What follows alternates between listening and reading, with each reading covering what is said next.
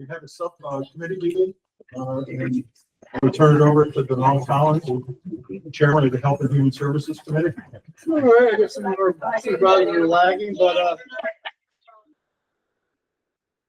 you can hear everyone just be silent. This is a special committee meeting in front of the full board meeting just to get a resolution moved forward. Introducing resolution number 241 of 2025 in support of the Columbia County Wellness Hub. I'll move it. Second. Any further discussion? All in favor? Aye. Opposed? Carried. Have motion to adjourn. So move. Second. Further discussion? All in favor? Aye. Thank you. Thank you. Next is Public Works. Thank you, Kathy. Yes, thank you. I'd like to call the Special Public Works to order. We have resolution 242 authorizing to apply for a grant. I would ask I'll move it. Commissioner Second. to just give us a quick briefing as to why we're bringing this as a special. We have a motion and a second. Go ahead. So the proposed grant is in the amount of $603,000 towards improvements to 401 State Street, the building we're currently in. It's a grant from New York State Energy Efficiency Conservation Block Grant Program that has just recently become available to municipalities. The deadline for that particular grant application is July 15th, so therefore I wasn't able to bring it through formal committee. That's the reason for bringing it before the board this evening. So again, remember, we are currently working with Centrica, doing an audit for building improvements.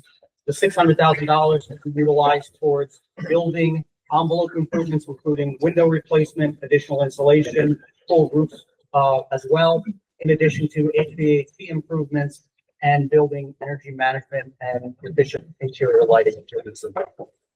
Thank you. Yes, Brenda, Professor. So Ray, I think we've also allocated $412,000 of CEC funds for that project. Can these be tracked? Yes, they can. We actually had a discussion with NYSERDA indicating that there's no issues with us utilizing the funding. Thank you. Thank you, Ed. All right, we have a motion and a second. We have all in favor? Aye. Opposed? Carried. Thank you. Motion to adjourn. So moved. Second? Second. All in favor? Aye. Anyway. Next will be the Finance Committee. Yep, I call the special finance committee meeting to order. We have resolution number 241-2025. I'll move it. Second. We have a motion and a second. All in favor? Aye. Opposed? Carried. Resolution number 242-2025. Second? We have a motion and a second. All in favor? Aye. Opposed? Carried. Motion to adjourn. So moved. Second. All in favor? Aye.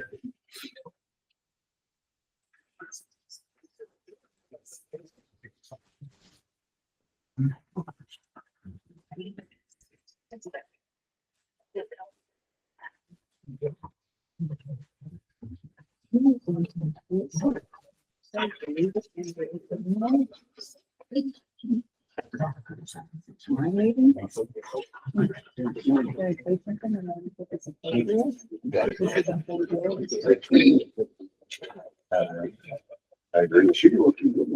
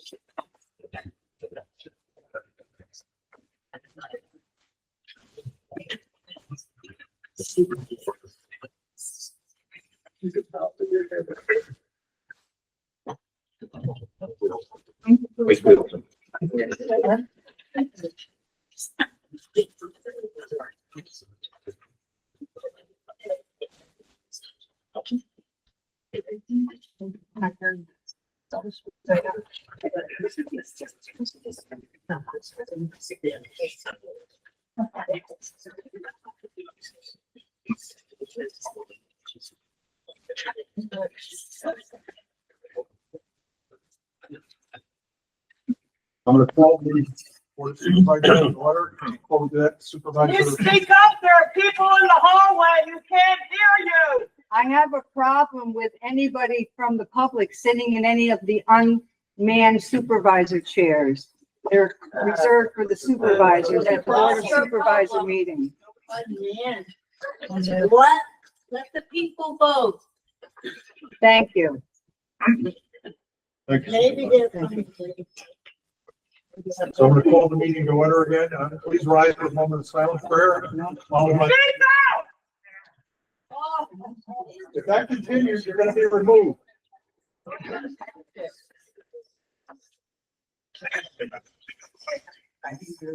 I pledge allegiance to the flag of the United States of America, and to the republic which stands one nation under God, indivisible, with liberty and justice for all.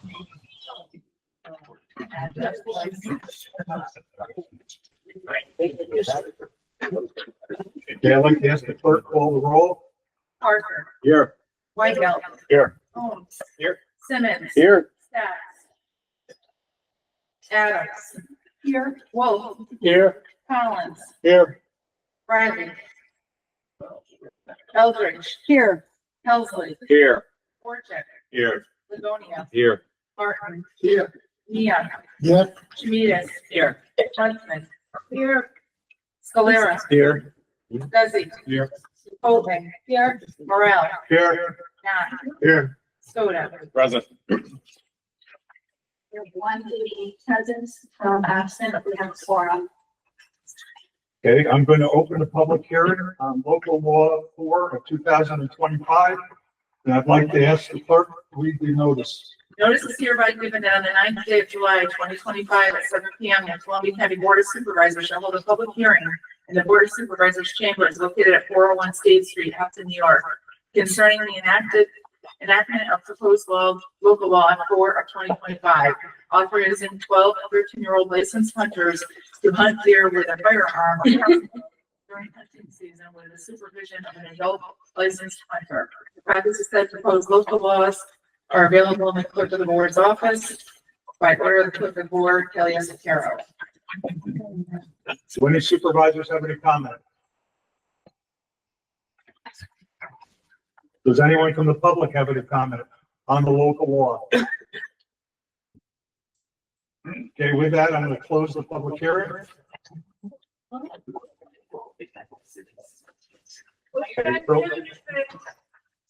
It's about hunting. We're going to close the public hearing and we're going to vote on it now, so. Make a simple majority. MacArthur. Yes. Whitehall. Yes. Holmes. Yes. Simmons. Yes. Stacks. Adams. yes, Wolf. Yes. Collins. Yes. Riley. Eldridge. yes, Helsley. Yes. Borcheck. Yes. Livonia. Yes. Martin. Yes. Neon. Yes. Chemidas. Yes. Mustin. yes, Scalera. Yes. Desi. Yes. Colvin. Yes. Morel. Yes. Knott. Yes. Skoda. Yes. 188 ayes, 12 absent.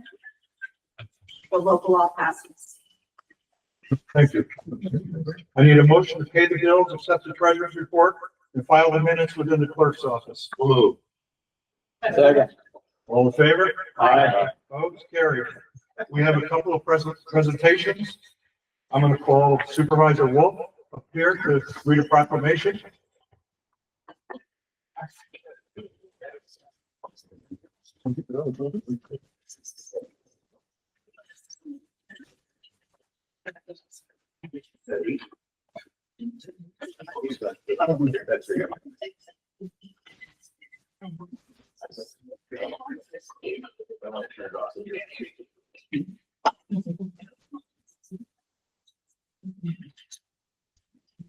We have several representatives of the Copake Fire Company #1 here this evening, and I have the honor of reading these proclamations. County of Columbia proclamation celebrating the 100th anniversary of the Copake Fire Company #1. Whereas on March 16th, 1925, residents of Copake Copic Falls, and West Copic, convened at the Copic Grange Hall to establish the Copic Fire District, an area covering 33 square miles within the town of Copic. Whereas on December 5th, 1925, Copic Fire Company Number 1 held its inaugural organizational meeting, welcoming 47 charter members. And whereas on February 17th, 1926, Copic Fire Company Number 2 was founded in Copic Falls, soon followed by Copic Fire Company Number 3 in West Copic, collectively forming the Copic Fire Department. And whereas the original Copic Fire Company Number 1 station, a small 2-story wooden structure with an engine garage below and meeting space above, was constructed on Main Street. Over the years, the facility was expanded and modernized. And whereas in 1926, Copic Fire Company Number 1 joined its first countywide parade hosted by the Columbia County Firemen's Association in Philmont. The company subsequently hosted the Columbia County Volunteer Firefighters Convention parades in 1930, 1948, 1957, 1965, 1974, and 1987. And whereas in 1964, the Copic Fire Company Number 1 Ladies Fire Auxiliary was created to support fundraising, parade participation, and community events. The auxiliary, that's the same one.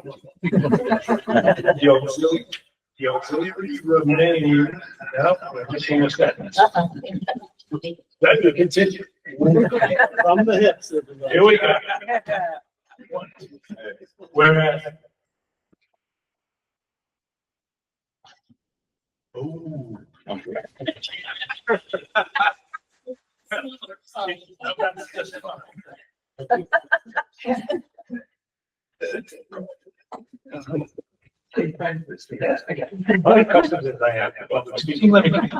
Whereas in 1964, the Copic Fire Company Number 1 Ladies Fire Auxiliary was created to support fundraising, parade participation, and community events. The auxiliary remained active until 2014, after which its mission was carried forward by the newly formed Copic Fire Company Number 1 support team. And whereas the department's early equipment consisted of repurposed military vehicles, over time they upgraded to custom apparatus from various manufacturers. And whereas in 1976, Copic Fire Company Number 1 established a formal training program for its members, sending firefighters to the New York State Academy of Fire Sciences to earn instructor certification. And whereas between 1923 and the late 1980s, the department focused primarily on fire suppression. From the 1990s onward, it expanded its mission to include extrication from motor vehicle accidents, hazardous condition mitigation, wildlife search and rope rescue, marine and water rescue, and echo cardiac arrest support in collaboration with local EMS.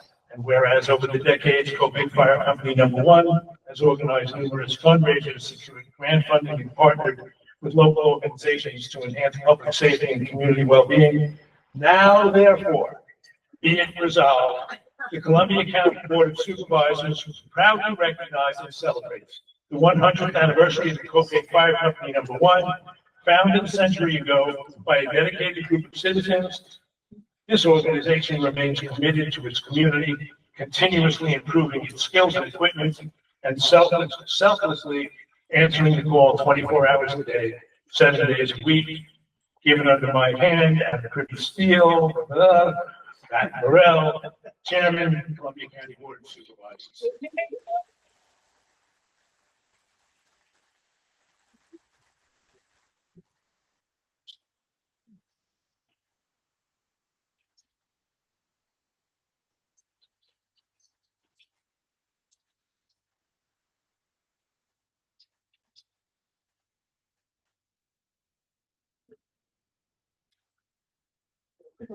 Okay, assuming that everybody here who I expected to be here, let me tell you who is here. Chief John DeRocha, Assistant Chief Bill Pitcher, who is chairman of the 100-year celebration, Fire Company Vice President John Westfall, and 100-year anniversary Celebration Committee members Harold Jensen, Diana Jensen, and Les Ballard. So thank you all.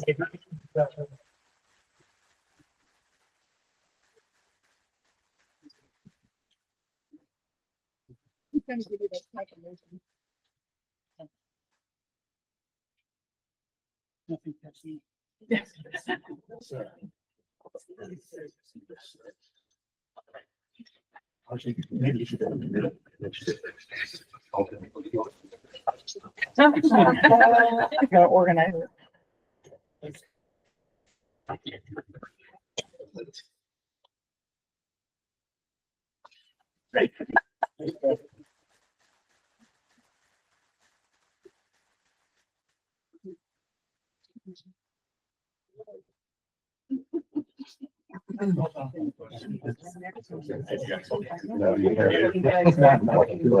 What's that? Thank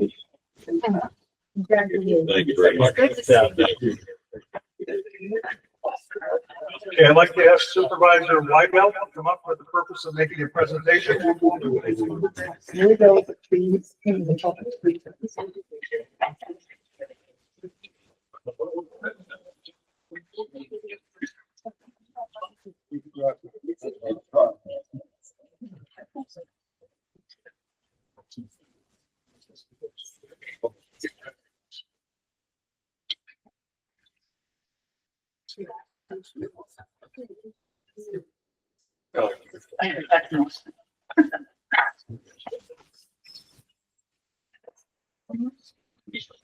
So it's my honor tonight, everybody hear me? Okay? My honor tonight to recognize somebody that's worked for the county for the last 33 years.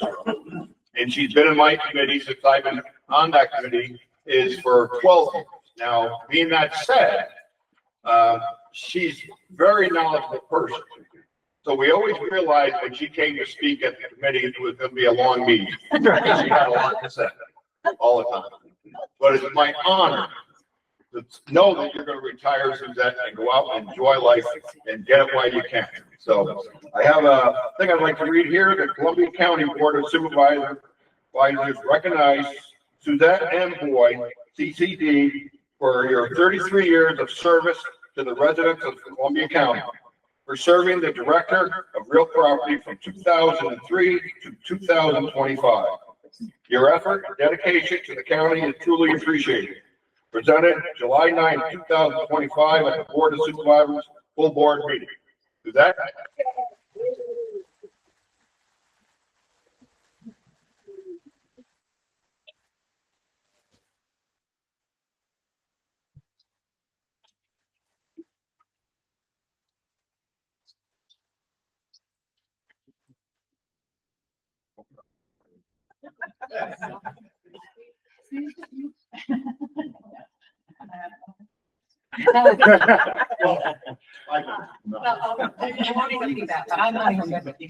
I speak loud enough, I think.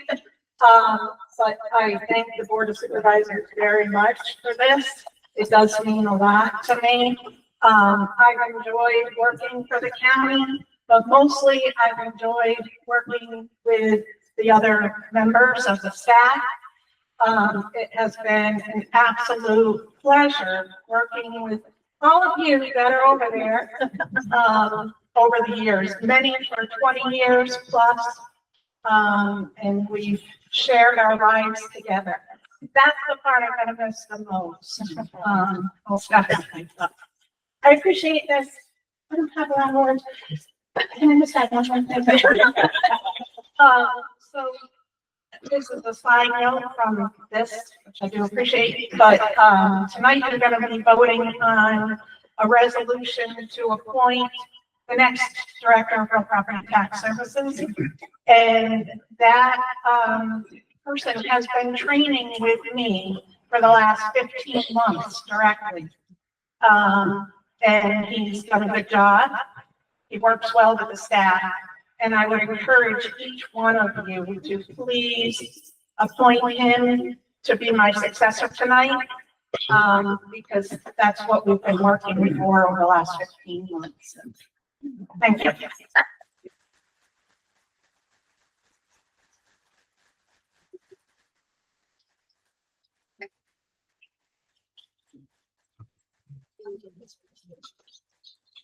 Can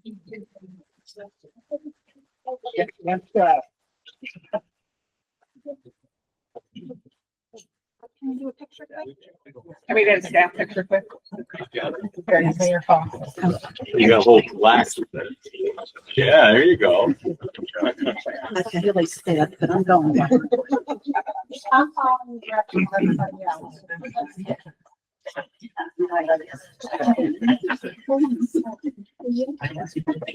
Okay, everyone look.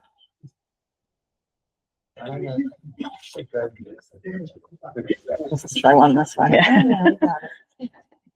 Okay. Very nice.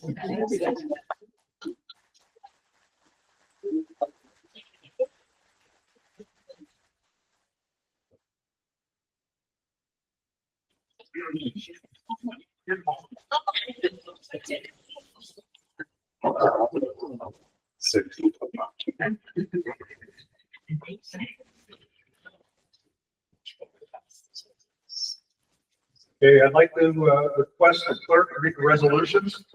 Resolution 218 of 2025 and 229 of 2025 by Supervisor Knott. Mr. Chairman, I offer these resolutions for adoption. Second the motion? All in favor? Aye. Opposed? Carried. Resolution 230 of 2025 and 242 of 2025 by Supervisor Holmes. Mr. Chairman, I do ask that 234 have a roll call vote, please. Mr. Chairman, I offer these resolutions for adoption. Second motion. All in favor? Aye. Opposed? Carried. And sorry, what was the number again? 234, please. 234, we're gonna do a roll call vote. And if I could please be heard before the roll call vote. Why don't you keep her while you're. Because towards the end of the vote, and I would like the others who are going to vote before me to hear my argument. Okay. Please. Thank you.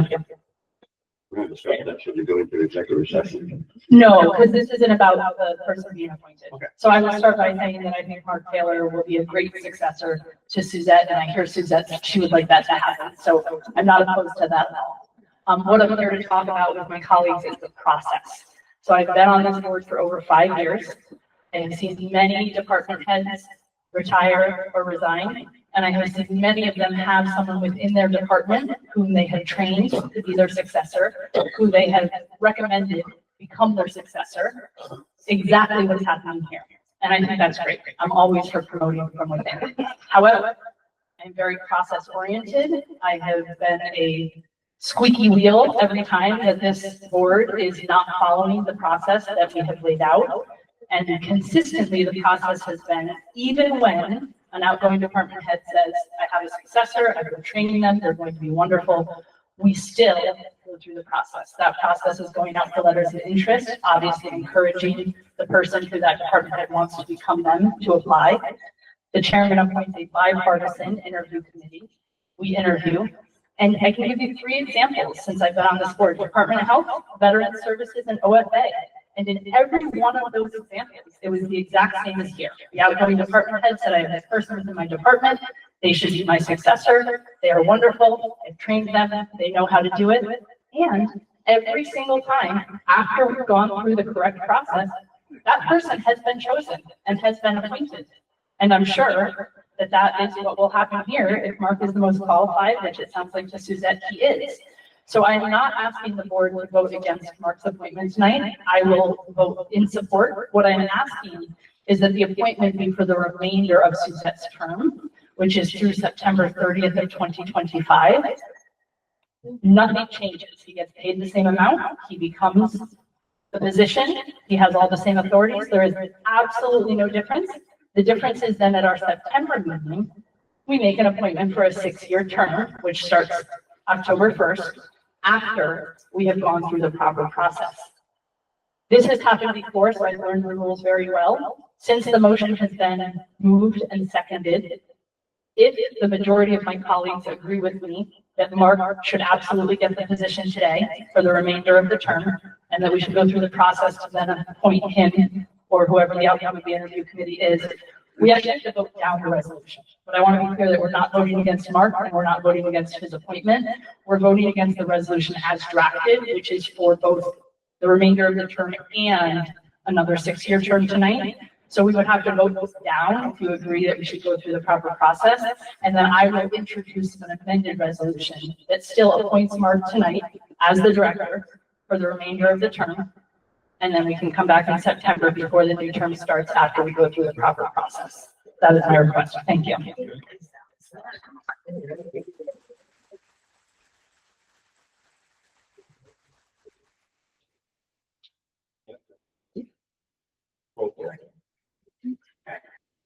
MacArthur, Yes.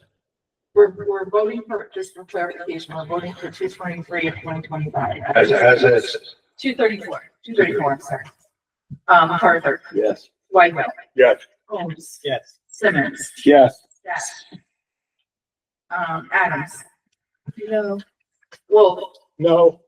Collins, No. Riley, Eldridge, Yes. Helsley, Yes. Warcheck, No. Livonia, Yes. Martin, No. Ian, No. Schmidt.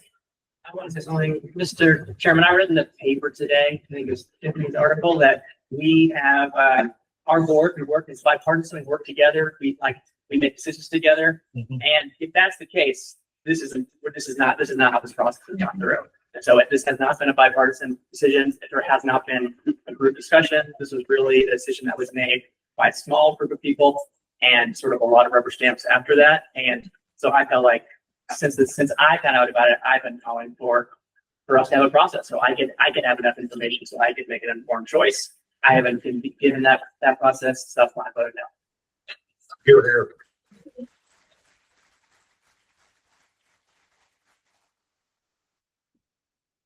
Westman.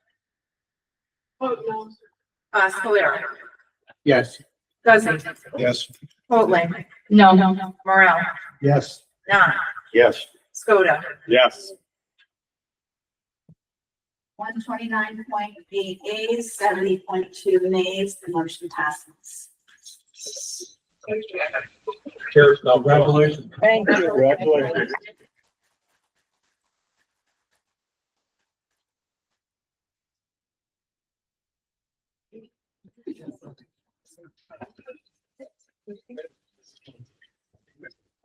Do any supervisors have any business to bring to the board?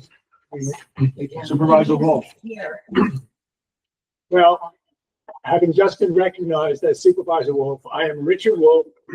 I'm a real person and I live in Copic Falls and I'm a town supervisor from town of Copic. And I have voted in many, many Columbia County local and county elections and was recently informed that my vote was invalidated. And apparently it was because people didn't know who I was or couldn't recognize me. It wasn't, I'm told, and I don't know if this is the case, that there was nothing about the way I filled out the form that was incorrect. So I don't know what happened other than the fact that my signature was invalidated and I don't understand why. Just wanted to let you know. Any other supervisors? Supervisor Mia. Can I come to the mic? Sure.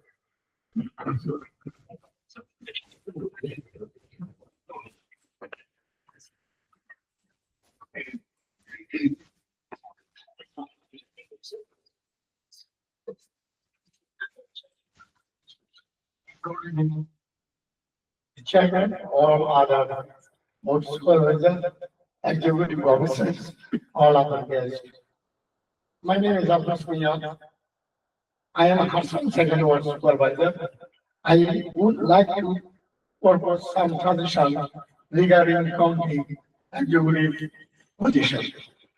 Today, we have a condition that number one, we are noticing that most of the county job and contract opportunities that are passing through the majority parties, members, and they are at least for years. Recruiting majority of the people under affiliation without full part of examining and their knowledge and merit.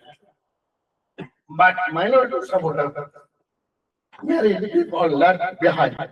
So, and so on, This is not a fair to the county people. My suggestion, all county supervisor, initial opposition to going through the whole process, this matter. We should pass the local law saying that majority party of the 60% job and contract placement and remaining 40% minority party people based on merit. We should create a small committee, like a 7 people. Both party has a 3 member, and chairman will sit down as an official or secretary.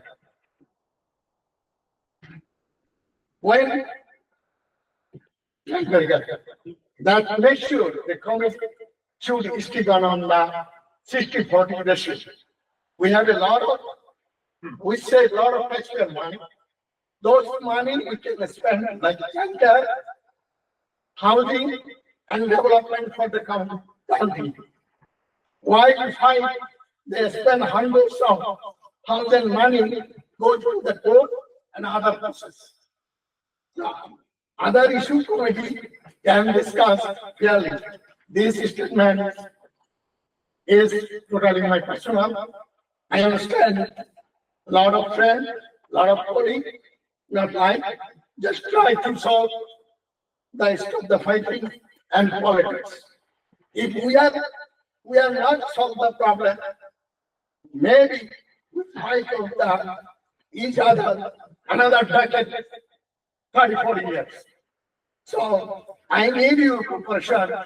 Come down, we have to sit down together and solve the problem, give the minority what is the right supposed to be. Thank you.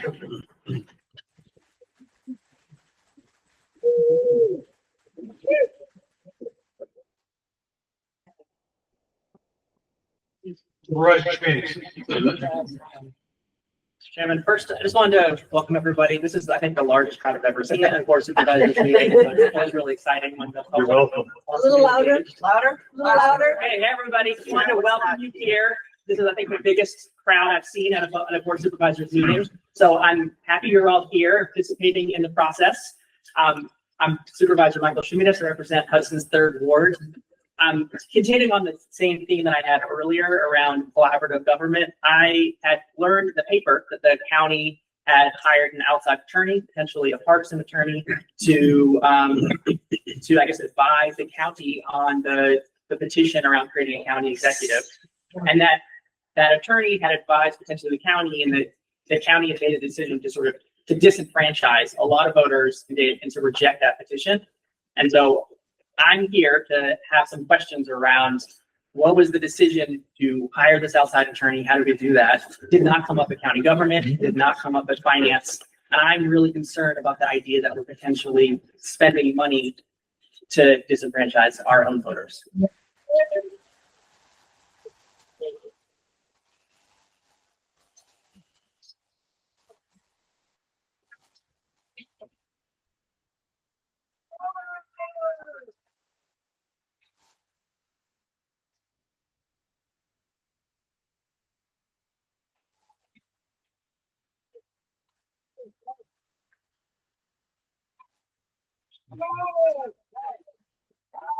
So I believe there's no supervisors that want to speak, and I love the enthusiasm, but I would hate for the meeting to get shut down, and let's let the supervisors have a turn to be heard. I love the enthusiasm, but I would also like us to have a chance to speak to our body.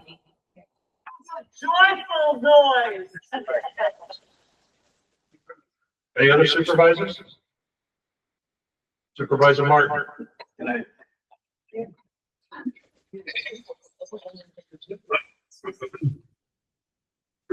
You know, I'm Brandon Martin, I'm supervisor on First Ward. You know, during the brief time that I've been here, I've enjoyed the camaraderie that has existed here in this body. But I am extremely disappointed at this last way the referendum was dealt with, and the way that 4,000 people, their voices were disenfranchised. And that is really not democracy. Day by day, we should not have that here. We should be above it. And so I want to really investigate why this happened, how this happened, and this should happen, and the referendum should stand. Right here.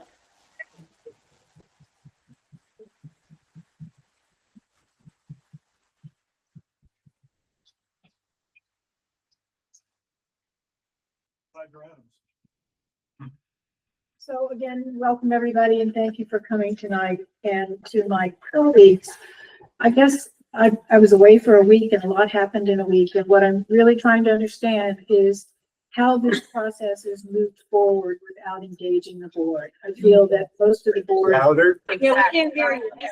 I feel that.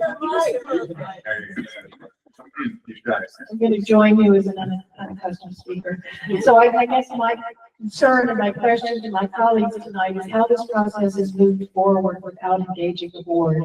I learned from the news channel yesterday that the county had been sued and that the Board of Supervisors is a party to that suit. But I haven't learned anything from my colleagues or from the clerk associated with that lawsuit.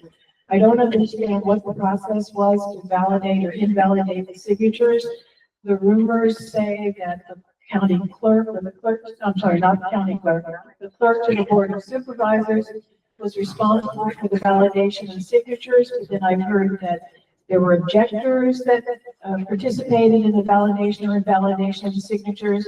I've heard that there was counsel, and then I've heard that there were limited numbers of staff from the Board of Elections, and I have all these questions, and I don't understand why, as a group, we have not been read into this activity. So that's the first thing I'd like to understand, is how did we get to where we are? And the second thing I'd like to understand is who made the choice to invalidate these signatures?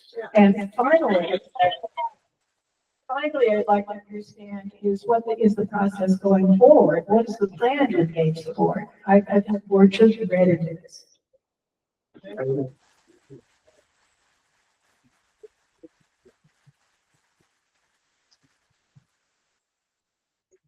Mr. Chairman, I would ask that in light of wanting to enlighten some of our fellow supervisors that we enter into executive session to discuss litigation.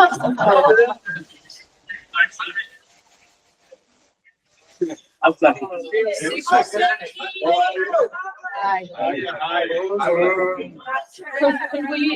could we, since there's so much public here, could I offer that other supervisors that want to speak that are not executive session conversations have a chance to be heard, so that before the public leaves the room, we have a chance to be heard, and then I agree that we should go into an executive session? What's that? I think there's confusion, so I would like it to be explained in executive session so they can all be informed. So in my town board, if we have an executive session, we do it at the end of the meeting, knowing that the executive session could be a half hour and we're asking voters to go outside, which is fine, but they might not all stay. So we get through our public discussion, then we do the executive session. Yes. Is there any other supervisors that have anything to bring before we go into executive session? You're hiding it. Supervisor Dvorak. Thank you, Chairman Brown, for recognizing me and letting me speak now. Full disclosure, I circulated petition. I did that because I love circulating petitions. It's part of our process. I love knocking on doors. I've met lifelong friends and great confidants through this process. And it's a process that is cherished. And it's part of the alternative county government law with a certain percentage writes on a piece of paper that they can be identified that this should go to the voting populace. It then is put on the ballot. And that threshold was met. And then because I think there should be an open, rigorous, vigorous debate in the next couple months about whether maybe Columbia County is ready for a full-time county head. So I think that's a debate that we should have, and then the voters should have a say. It'll go either one way or the other way. If it does pass, then guess what? In another year, there's going to be another election where both parties and maybe a third party would put up, I have no doubt, formidable candidates. there are many people in this room that would make great candidates. And I have no doubt that it will be a 51-49 election. And those candidates are going to have to go to every corner of the county and talk about their legislative priorities, their budgetary priorities, and the issues that affect every one of us and how they're going to solve them. And I think that's a good thing. And very selfishly for Hillsdale, right here, I have 3% of the vote because that's the percentage of Hillsdale. But I just said it's going to be a 2% election. So everyone is going to have to come to Hillsdale and speak to my town. And right now, I can't think of the last time a county executive, and no offense, I know the time constraints that everyone is in, and I lived here for a quarter of a century. I can't recall a time where a county exec came to Hillsdale as a county executive official. So just one more thing, I want to give I question why the Board of Elections was not used in its entirety. They are used many times because they know the petition process. And I'm just going to give a shout out to the Board of Elections, the hardest working people I know. 18-hour days, months without a break, and they're experts. And I think a lot of this could have been avoided with the entire Board of Elections being used to look at these 1,600 names and question, is this legit? And I thank you for your time.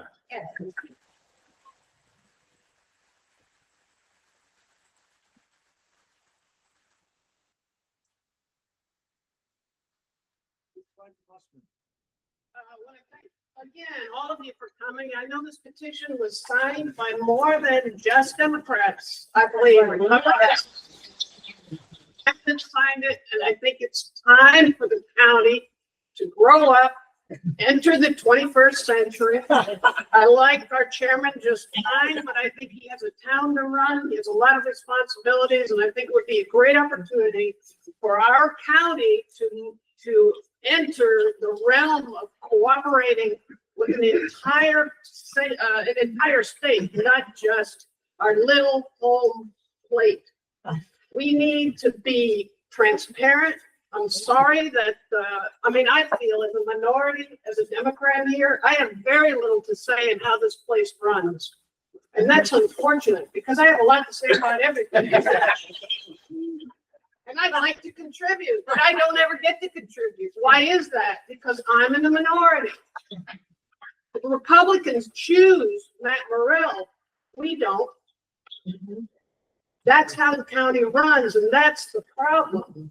And I don't think even most citizens in the county understand how the county runs because we don't get out there and talk about it enough. I think now is a great chance to get out and talk about it and explain what's going on in the county so we can be a better place and a healthier place and a place that's more inclusive and not just so isolated and closed off the rest of the world. This is a new day and it's a great opportunity. And I think the great opportunity for all of us is to keep putting more pressure on this body, show up, stand up, speak up, write letters. I don't know, send it text. All right, that's it.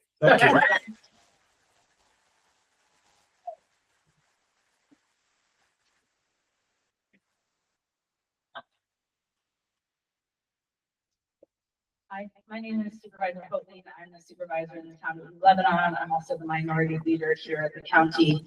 Like my colleagues, I thank you all for being here tonight. This is Democracy in Action. It is the most packed room I've ever seen in my 5+ years on the board. And I love public involvement. So I too found out about all of this through the news media. And I am very disappointed. Many voters signed this petition, almost 10% of our population. It was the most signatures ever submitted in the county history. I myself worked hard to collect signatures, and that's part of a democratic process that we are all part of. So to hear that 40% of those signatures were invalidated just seemed insane to me. And then when you look at some of the reasons that the signatures were invalidated, so my understanding of the process is that the clerk of the board's job is to assume all signatures are valid unless she has a 75% solid knowledge that they are not. Well, I can guarantee you that my colleague Supervisor Wolf, there wasn't a 75% knowledge that he's not a voter in the county of Columbia. He's here once a month and works. Things like, if I live on Warren Street and I put 110 Warren, Hudson, New York, you know what I mean. There's not 17 Warrens. There's not Warren Street, Warren Road, Warren Lane, Warren. And so when I looked at some of those reasons, I thought, you know, again, if there was a real issue with these signatures, so the reason for the validation process is to prevent fraud, right? It's not to disenfranchise voters. It's not to say you guys want to vote on this, but I don't want you to vote on it.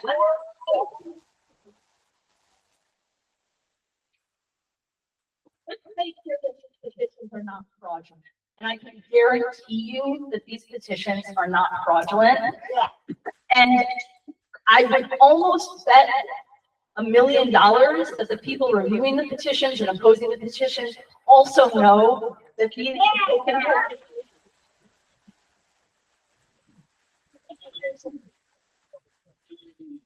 are not fraudulent signatures. So I am very disappointed that we're here right now. I'm very disappointed that we're trying to disenfranchise our voters. And like Supervisor Chmedy said, we are now spending taxpayer money that is paid by the 4,000 voters that signed the petition to argue that their signatures shouldn't count. And that to me is shameful.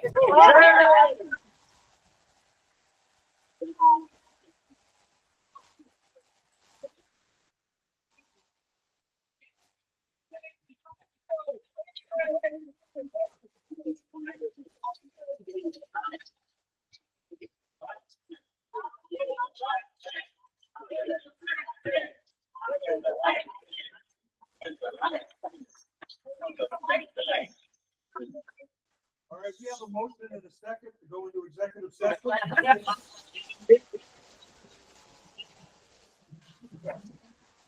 What standard? How do you make the standard? Litigation. Arrest. What? So I will say that to discuss pending litigation, which everyone knows is the news reporter, we do have a pending lawsuit against the county, is a valid and legal reason to enter an executive session. I, as a supervisor, would like to hear things that are not public because of the lawsuit. And so I am asking respectfully, you will be let back in, but we do need to have a private discussion as supervisors to talk about some of the details of the lawsuit. You don't have to leave. You just can't be in the room, and then we will invite everyone back in for any action that we will take. Not going low.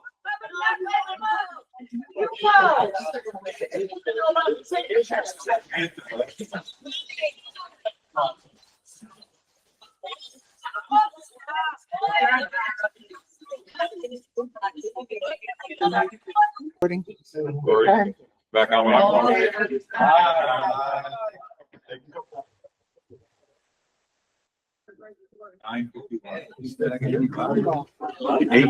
I'm sorry.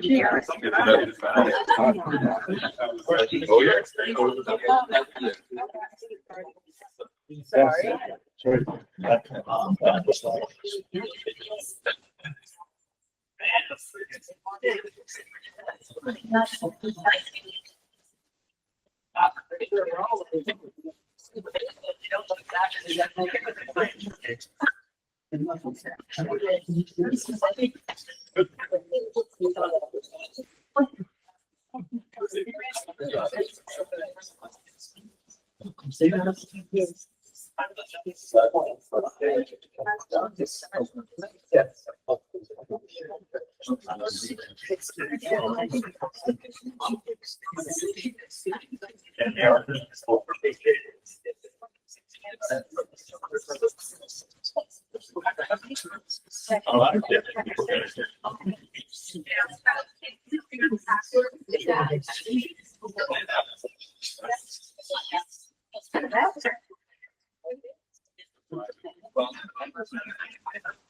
Oh, yes. Well,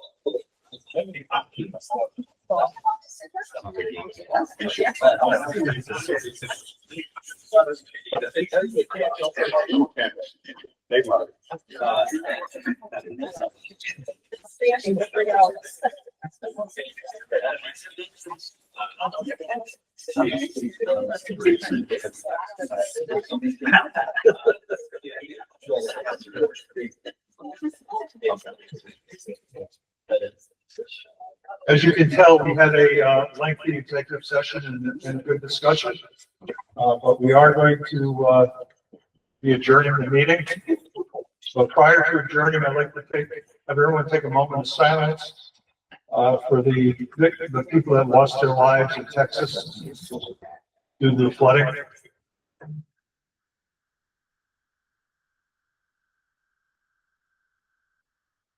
Now entertain a motion to adjourn. I make a motion to adjourn. All in favor? Aye. Opposed? Carried.